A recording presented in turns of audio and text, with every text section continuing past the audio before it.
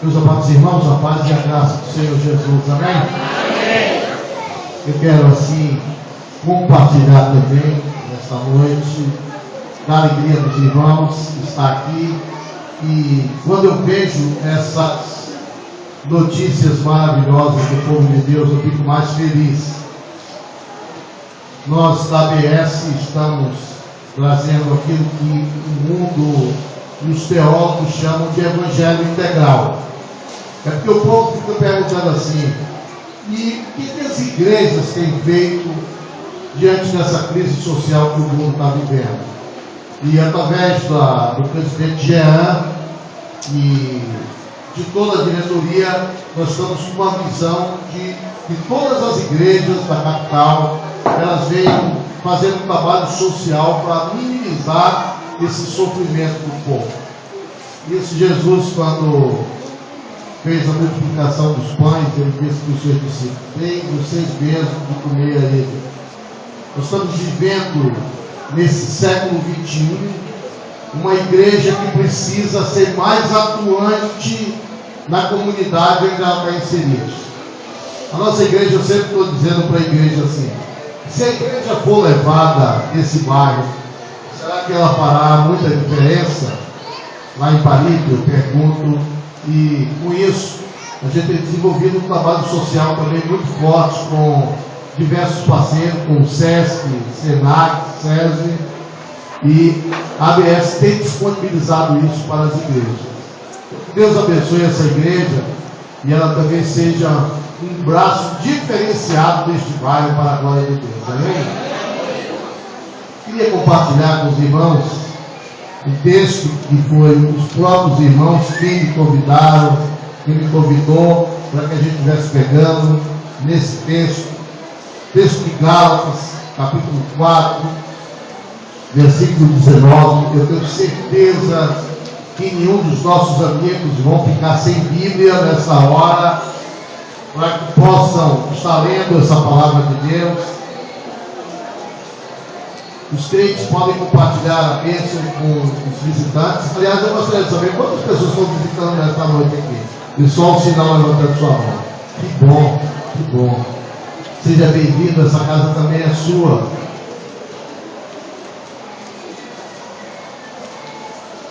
Gálatas 4, versículo 19.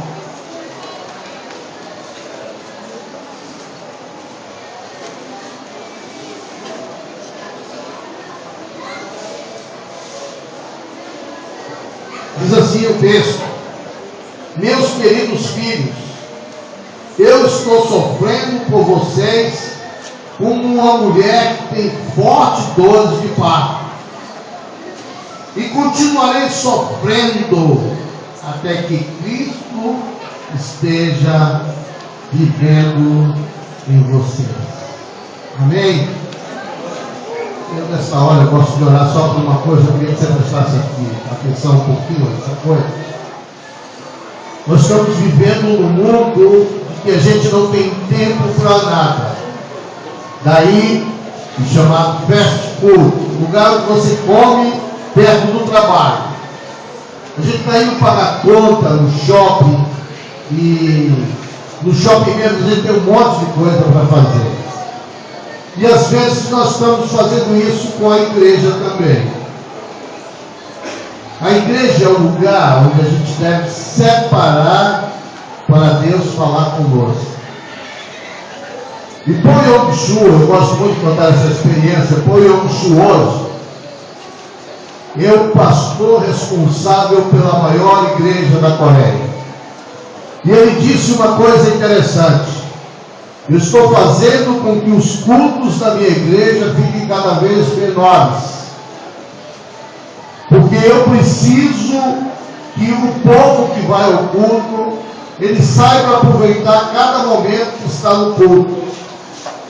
E ele está fazendo o culto cada vez menor. Mas ele ensinou uma coisa interessante. Ele disse: eu ensinei o meu povo a orar, e isso fez com que a igreja crescesse. Eu ensinei o meu povo a louvar, e o meu povo está aprendendo a ouvir a voz de Deus. Que bom isso. Ele disse então que o culto tem um horário, tem um momento de orar, tem um momento de louvar, e ele disse que o povo precisa aprender que no momento que Deus quer falar com ele, ele não deixa que o seu telefone toque, que a sua mente vague por outro lugar, porque ele diz que esse momento é um momento importante, é um momento transformador na vida de cada um. Eu queria que a gente estivesse orando por isso, não por outra coisa, mas orando para que Deus nessa hora, ele tivesse pleno acesso a todas as mentes que estão aqui. A gente não tem como resolver os nossos problemas, senão a gente teria resolvido até então. Então esse é o momento da gente estar antenado e ligado com aquilo que Deus tem para nós. Vamos curvar nossa cabeça, vamos pedir a Deus isso. Senhor, não deixa que a minha mente vá para nenhum lugar, porque eu quero ouvir o que o Senhor tem para dizer, porque nós já falamos daquilo que o Senhor tem para nós, mas nessa hora eu quero ouvir a sua voz.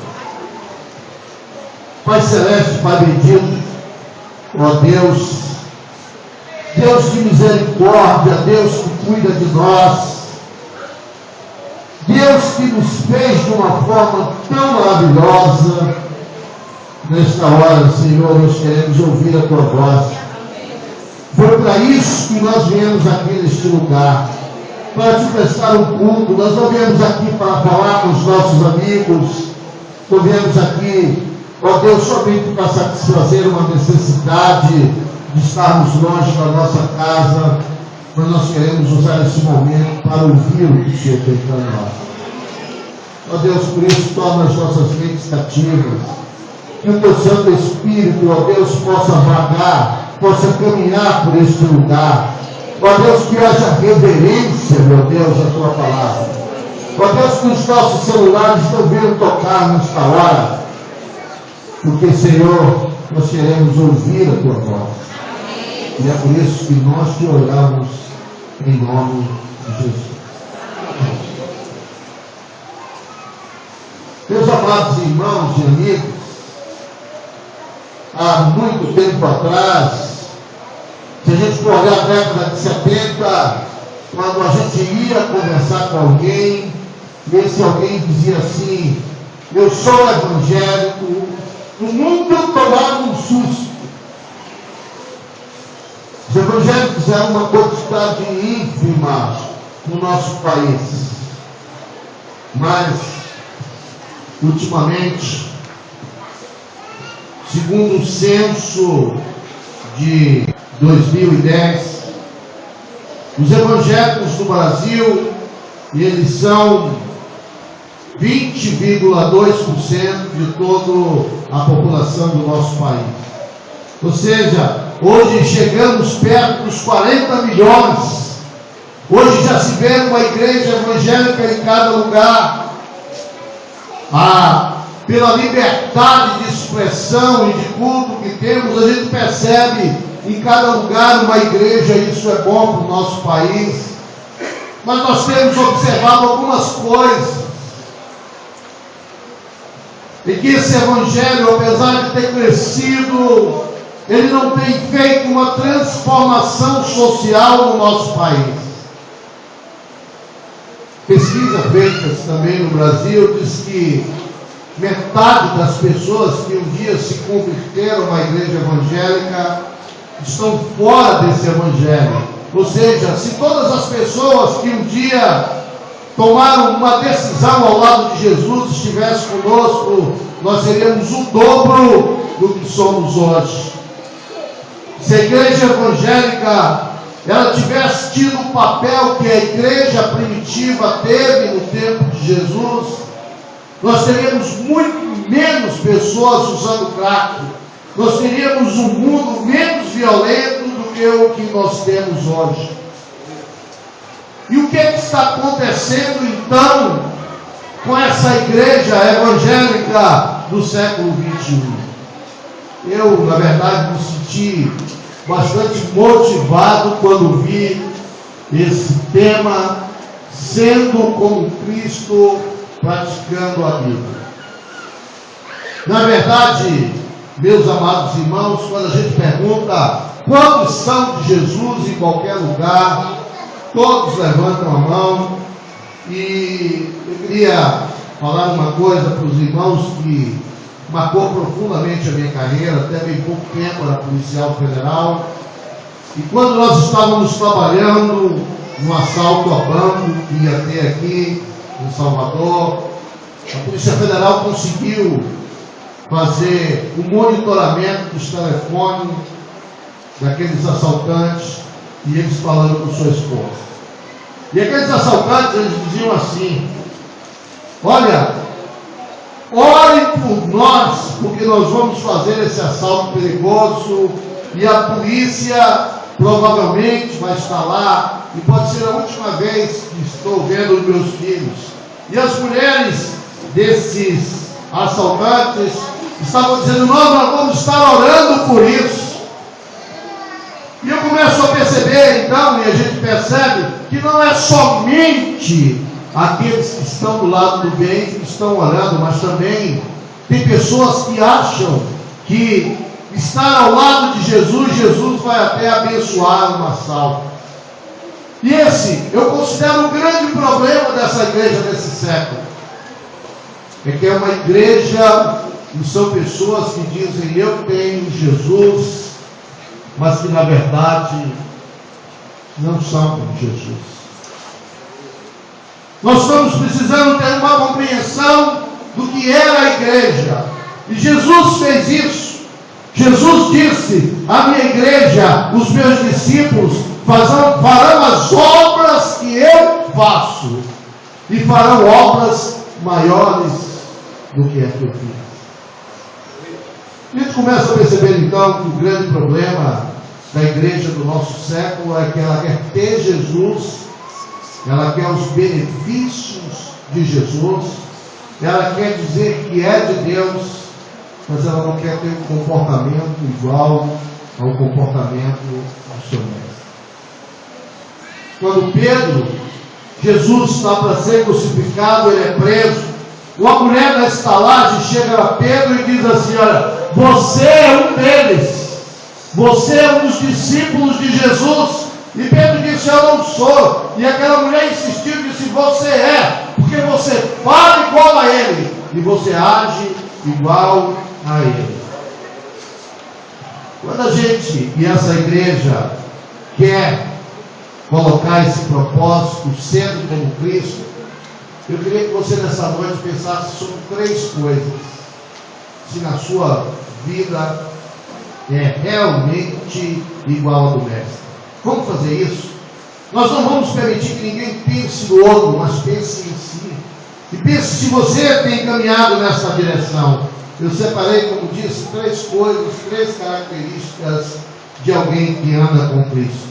A primeira coisa é que aqueles que têm realmente a marca do Senhor, e você pode ver isso na sua vida, é alguém que luta ardentemente neste mundo para abandonar o pecado. Essa era a característica dos discípulos de Jesus. Há uma música, a música de Zaqueu, como Zaqueu faz muito sucesso, mas Zaqueu é um personagem interessante. Quando Jesus chega para ele e diz: olha, Zaqueu, hoje eu me convém ir na sua casa, e Jesus vai falar com Zaqueu, e Jesus começa a dizer a Zaqueu e pregar sobre o reino de Deus. Zaqueu diz: olha, eu quero fazer uma coisa, Senhor, eu quero devolver metade do meu reino aos pobres. Eu quero fazer uma coisa, se eu tenho defraudado alguém, eu quero devolver a essa pessoa aquilo que eu roubei dela. Quem tem Jesus vive uma vida de autenticidade longe do pecado. Meus irmãos, hoje a gente olha na televisão, a gente se alegra muito, tem muitos artistas que a gente está dizendo: fulano agora se converteu, fulano agora é de Jesus. Mas a gente começa a olhar para essas pessoas e a gente começa a perceber que não está havendo grandes mudanças na vida dessas pessoas. E é por isso que dentro das igrejas estão havendo um monte de gente que que apesar de dizer que é de Jesus, mas vive depressões, vive ansiedades, vive grande tristeza na sua vida, porque na verdade não tem uma autenticidade de conversão.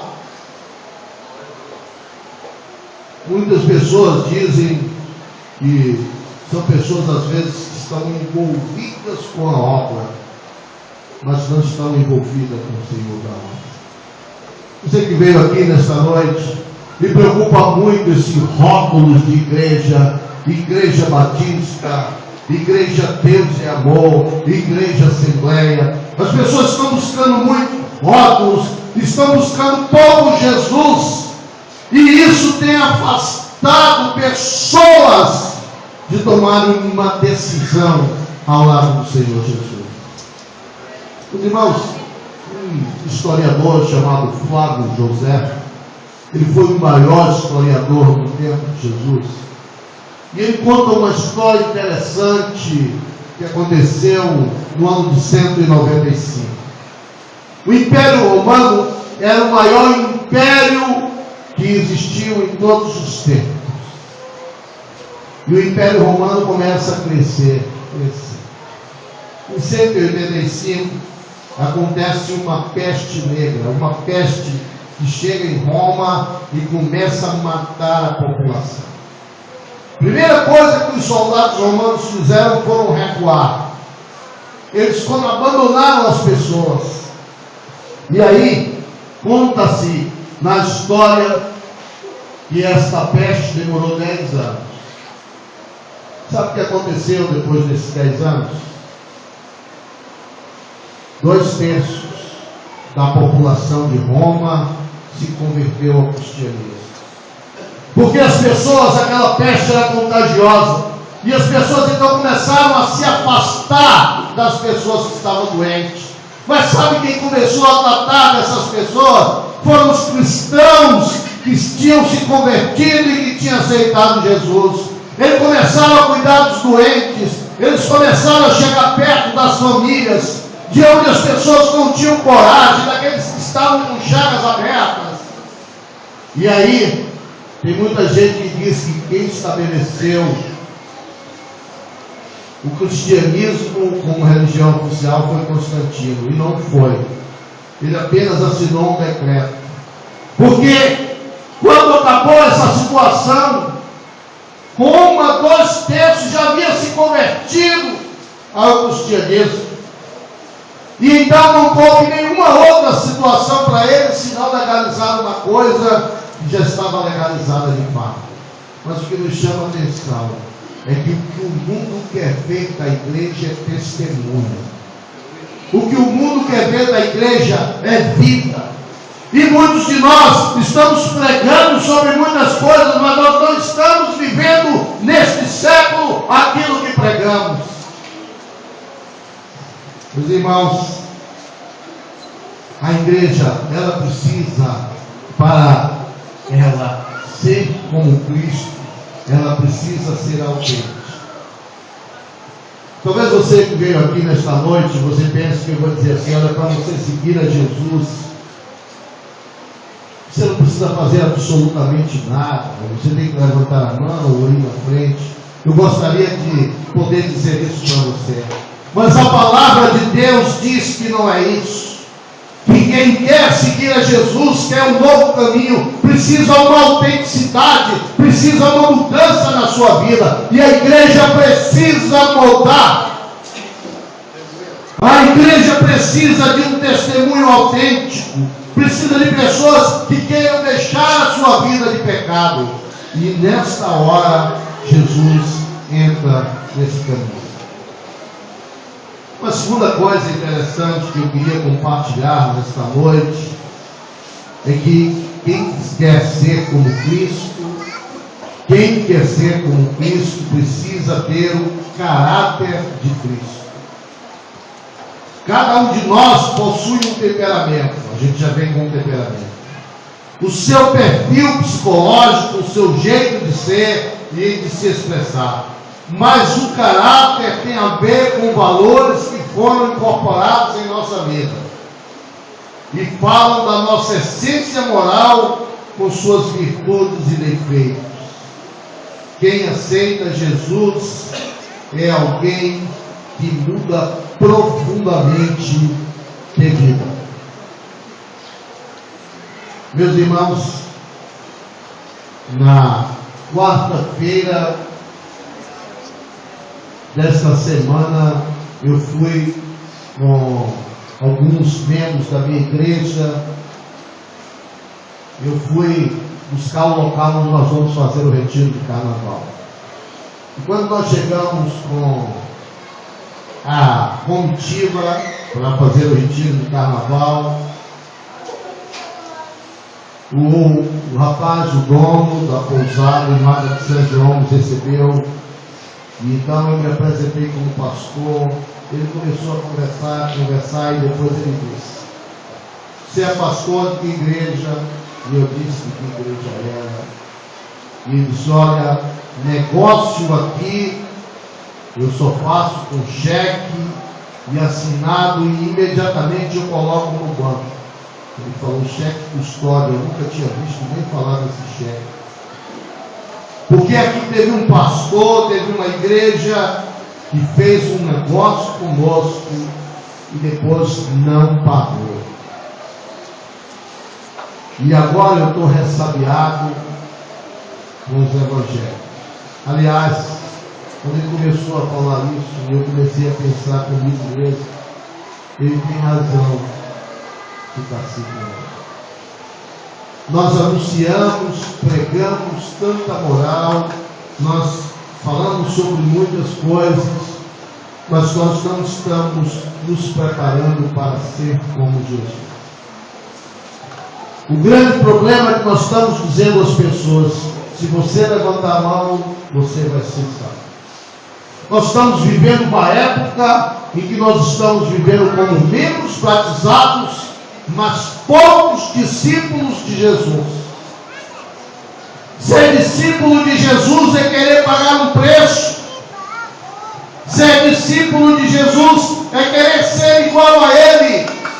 Ser discípulo de Jesus é escolher um caminho diferente, um caminho mais comprido, um caminho sem atalhos.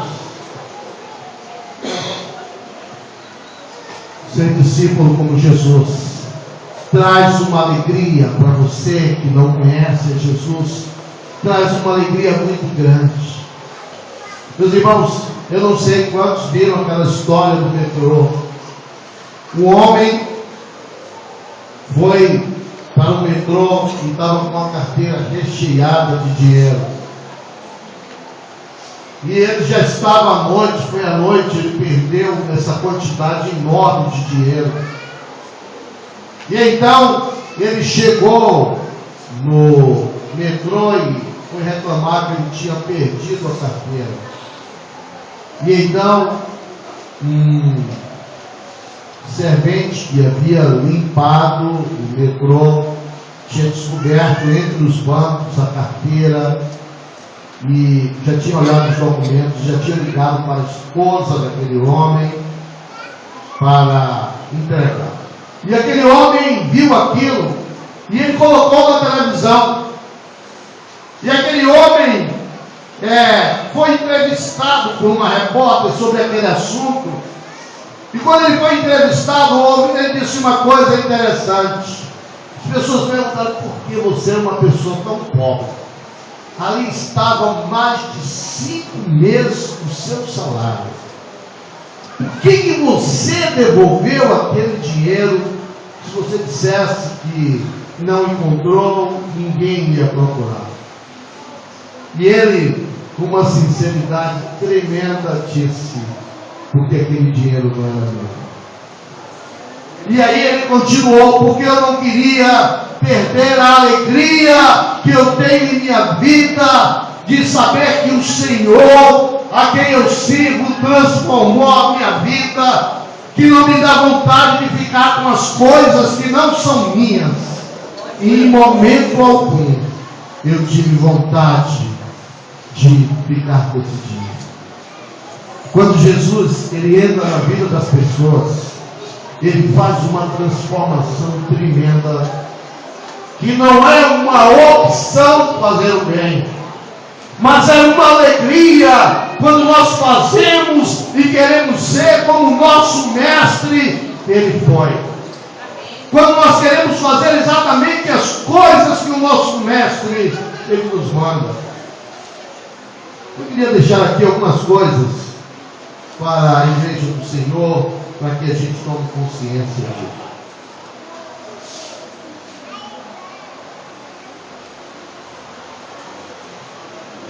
Algumas coisas que eu queria dizer para vocês. Eu queria dizer para você, minha jovem, uma coisa muito interessante. Não é usando saias e usando roupas e usando argumentos igual ao que o mundo usa que você vai alcançar a sua bênção, o esposo que tanto você procura para Deus. Igreja do Senhor, não é jogando na Mega Sena, na loteria, que você vai conseguir para você a casa ou o carro que você tanto sonha no seu coração. Não é ficando com um troco a mais que alguém deu para você no supermercado, no ônibus, que você vai construir uma vida de integridade. A igreja do Senhor, ela precisa atrair pessoas. No momento que ela tem crentes como aquele homem que diz: essa carteira não é minha. Nós precisamos entender e mostrar para o mundo que a nossa alegria é porque nós queremos não somente viver uma filosofia, mas viver uma forma de vida diferente neste mundo. Nós precisamos dizer ao mundo e a dizer você que está visitando a igreja nesta noite, que aceitar Jesus significa uma mudança tão grande na nossa vida, que a cada dia que as pessoas olham para nós, e não é na nossa vestimenta, não é porque o pastor está de paletó, não é porque carrega uma Bíblia debaixo do braço de uma forma diferente, mas é porque Jesus faz uma transformação tão grande na nossa vida, que a cada dia nós lutamos para ficar parecido com Ele. Meus amados irmãos, eu também vivi numa tribo no Pará, dos Gorotires, dos Caiapós, e eu vi uma coisa interessante. O missionário passou 10 anos naquela tribo, ele pegou o livro de Marcos e traduziu o livro de Marcos e começou a falar de Jesus para aqueles índios. E quando ele começou a falar de Jesus para aqueles índios, os índios perguntaram: você é Jesus? Quando ele começou a falar de Jesus, os índios que estavam naquele lugar perguntou para ele: você é Jesus? Porque você vive igualzinho àquilo que está escrito nessa Bíblia. Quando eu olho para a igreja que diz que quer viver praticando a Bíblia, eu começo a dizer: esse bairro só será diferente se essa igreja e as outras igrejas viverem a Bíblia de forma igualzinha com o Senhor Jesus. Eu gosto muito de um livro, e esse livro é Em Seus Passos, o que Faria Jesus. Nesse livro conta uma história que existia uma igreja muito rica, que as pessoas estavam cantando, e um dia um homem entrou naquela igreja e os irmãos esperaram o culto acabar e cuidaram daquele homem, e aquele homem morreu.